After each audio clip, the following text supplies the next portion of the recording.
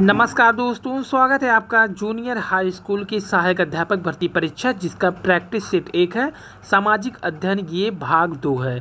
तो भाग 1 में जो होता है सामान्य अध्ययन होते हैं और ये भाग 2 जो होता है आपके सब्जेक्ट से संबंधित होंगे। तो ये सोशल साइंस सब्जेक्ट का है जिसका पहला क्वेश्चन, भारतीय संविधान में किस प्रकार की शासन प्रणाली की व्यवस्था की गई है।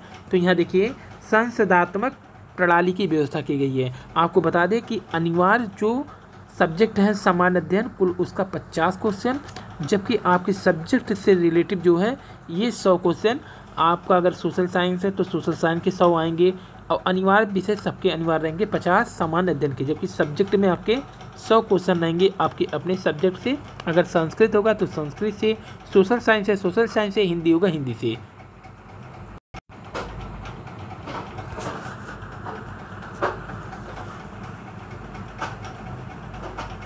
न्यायालय में चुनौती नहीं दी जा सकती, यानी इसको न्यायालय में परिवर्तनीय नहीं कराया जा सकता है, जो कि अनुच्छेद 37 के अनुसार भारतीय संविधान के भाग 4 में अनुच्छेद 36 से 51 तक नीति निर्देशक तत्वों की व्याख्या है।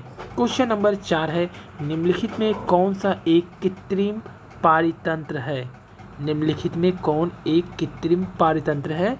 तो खेत जो है कृत्रिम पारितंत्र है। क्वेश्चन नंबर 5 है, अंतर्राष्ट्रीय ओजोन दिवस कब मनाया जाता है।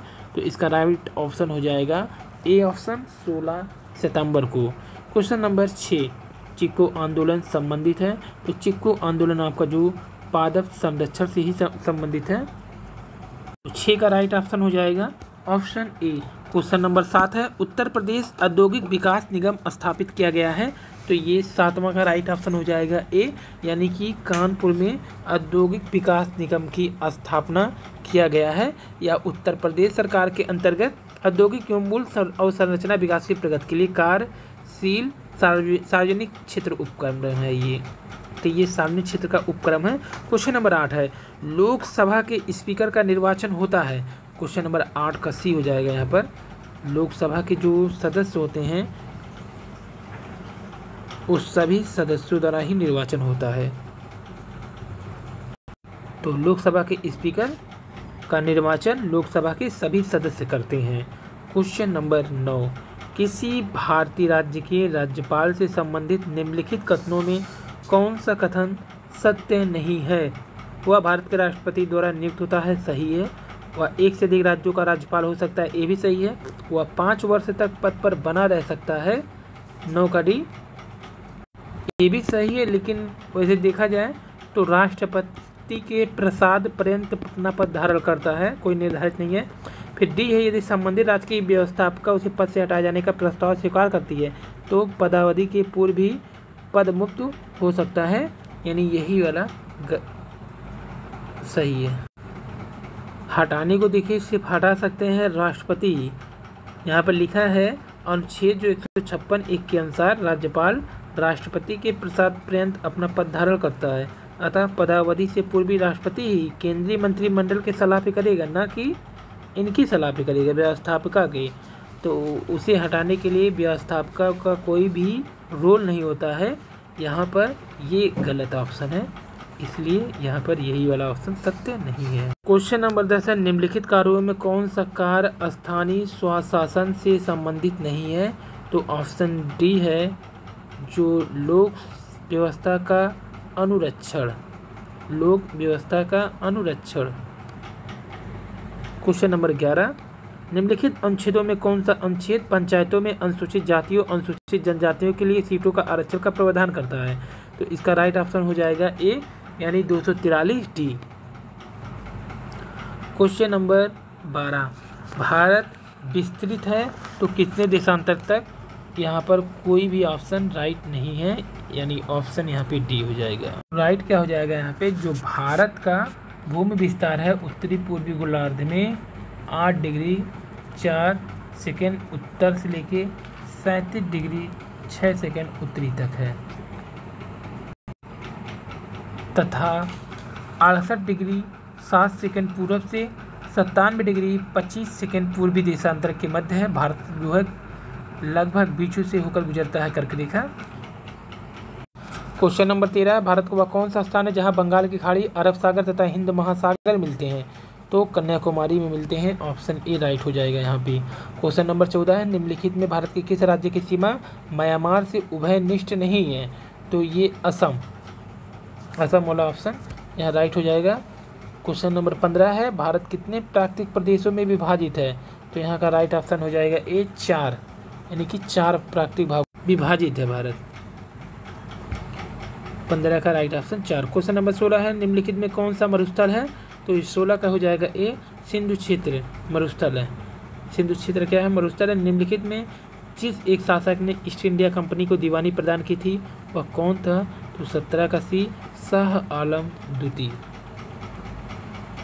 क्वेश्चन नंबर 18, अंग्रेजों ने श्रीरंगपट्टनम की संधि किसके साथ किया था? तो अंग्रेजों ने जो रंगपट्टनम की संधि किया था वो टीपू सुल्तान के साथ किया था।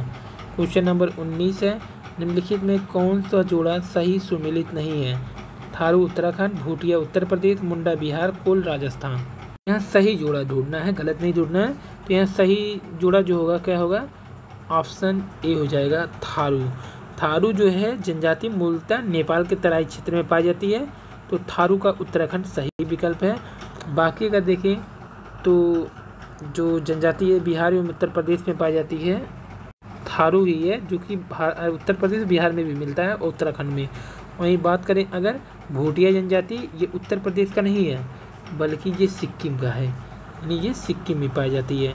जबकि मुंडा जो जनजाति है ये पश्चिम बंगाल, छत्तीसगढ़, मध्य प्रदेश, त्रिपुरा, उड़ीसा, बिहार, झारखंड में पाई जाती है। परंतु बिहार जो है मुंडा जनजाति का मूल स्थान नहीं है। तो मूल स्थान के हिसाब से, क्योंकि मूल का उल्लेख किया गया है, तो मुंडा पाया जाता है लेकिन मूल स्थान नहीं है। वहीं कोल जनजाति की बात करें तो कोल जनजाति जो पाई जाती है बिहार में पाई जाती है, झारखंड, उड़ीसा, छत्तीसगढ़, मध्य प्रदेश और महाराष्ट्र। क्वेश्चन नंबर 20, टोडा एक जनजाति है जो निवास करती है, कहाँ करती है? तो ये नीलगिरी के पहाड़ियों पर निवास करती है। क्वेश्चन नंबर 21 है, कौन सी श्रेणी यमुना और सोन के मध्य जल द्विभाजक का कार्य करता है? तो 21 का भी कैमूर। क्वेश्चन नंबर 22, निम्नलिखित में कौन सी नदी एस्चुरी नहीं बनाती है? तो महानदी नहीं बनाती है एस्चुरी, बाकी तीनों नदी मांडवी, ताप्ती, नर्मदा बनाती हैं। क्वेश्चन नंबर 23 है, तमिलनाडु में मानसून सामान्य महीने में कौन सा है? तो 23 का डी, यानी नवंबर और दिसंबर।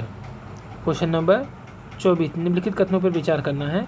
तो यहाँ पर दक्षिणी भारत से उत्तरी भारत की ओर मानसून की अवधि घटती है, उत्तरी भारत के मैदानों में वार्षिक वृष्टि की मात्रा पूर्व से पश्चिम की ओर घटती है। तो यहाँ पे कहा गया है कि निम्नलिखित में कौन से कथन सही है? तो यहाँ 24 का सी, यानी कि 1 और 2 दोनों कथन सही है। दक्षिण भारत से उत्तरी भारत की ओर मानसून की अवधि घटती जाती है, जबकि उत्तर भारत के मैदानों में वार्षिक वृष्टि की मात्रा पूर्व से पश्चिम की ओर घटती जाती है। क्वेश्चन नंबर 25 है, किन दो पर्वत के मध्य कश्मीर घाट स्थित है? तो वृहत हिमालय और पीर पंजाल के मध्य में स्थित है। वृहत हिमालय और पीर पंजाल समेत 10 डिग्री चैनल पृथक करता है, किसको करता है? तो अंडमान को निकोबार द्वीप से करता है 10 डिग्री चैनल। क्वेश्चन नंबर 27, किस पंचवर्षीय योजना में आर्थिक विकास की दर सर्वाधिक थी? तो 27 का सी, 10वीं पंचवर्षीय योजना में। 10वीं पंचवर्षीय योजना में आर्थिक विकास की दर सर्वाधिक थी। क्वेश्चन नंबर 28, वर्ष 2011 की जनगणना के अनुसार भारत की कुल जनसंख्या में दिव्यांगजनों का प्रतिशत कितना था? तो 2.21 यानी 2.21% था दिव्यांगजनों का। निम्नलिखित में कौन ग्राम सभा स्तर पर भूमि के अवलोकों के रखरखाव के लिए उत्तरदायी है? तो 29 का हो जाएगा ए, ये कानून को होते हैं। क्वेश्चन नंबर 30, देश में एग्रो इकोलॉजिकल क्षेत्र कितने हैं? तो 30 का ऑप्शन हो जाएगा डी, 20 इकोलॉजिकल क्षेत्र हैं एग्रो की। एग्रो इकोलॉजिकल क्षेत्र कितने हैं? 20 हैं। क्वेश्चन नंबर 31, जया पद्मा कृष्णा धान जो है सीरियल की उन्नत कृषि में है, तो ए है धान की है। जया पद्मा कृष्णा निम्नलिखित में किस धान ने यानी सीरियल की उन्नत किस्म है? तो ये धान की ही है। क्वेश्चन नंबर 32, सूची 1 का मिलान सूची 2 से करना था, चयन करना था इसमें। सूची 1, 2 से सुमिलित कीजिए तथा सूचियों को नीचे का मिलान करना था। तो यहाँ पर 32 का राइट ऑप्शन यहाँ मिलाने के बाद क्या हो जाएगा?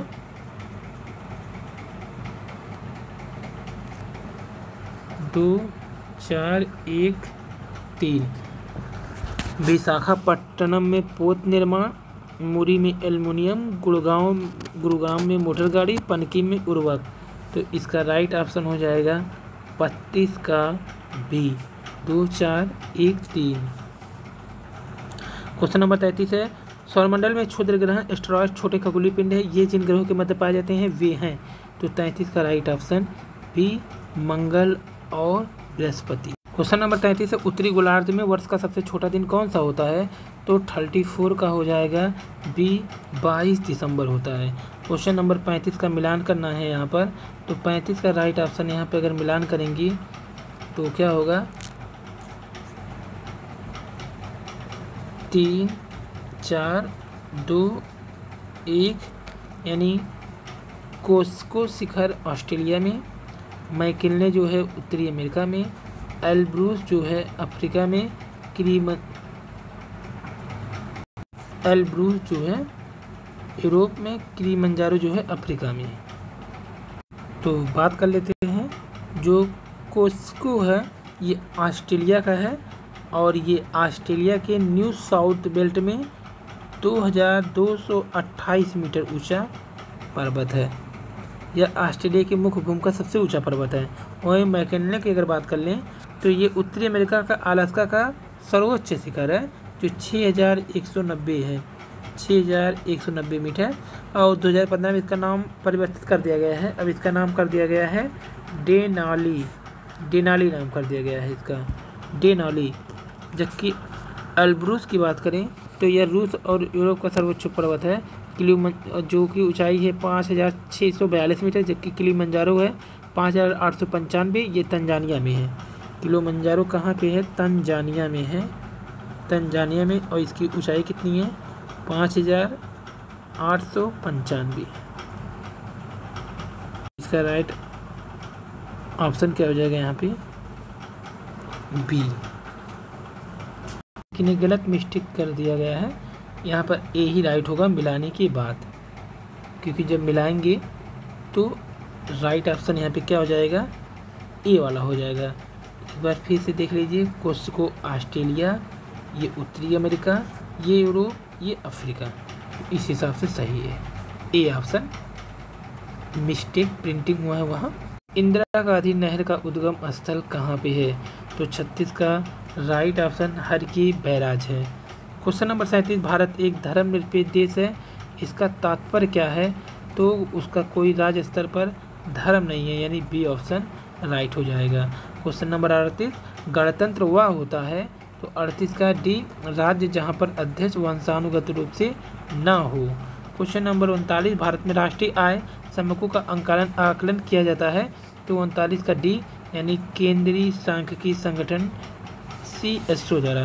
क्वेश्चन नंबर 40 है, भारतीय अर्थव्यवस्था में कृषि का महत्व उसके निम्नलिखित किस योगदान के लिए जाना जाता है। तो 40 का राइट ऑप्शन डी, उपरोक्त सभी हो जाएगा। राष्ट्रीय आय तथा रोजगार, औद्योगिक विकास तथा अंतर्राष्ट्रीय विकास, खाद्यान्न आपूर्ति, यानी तीनों के लिए। लघु एवं कुटीर उद्योग इसलिए बहुत महत्वपूर्ण है क्योंकि वे बहुतों को रोजगार प्रदान करते हैं।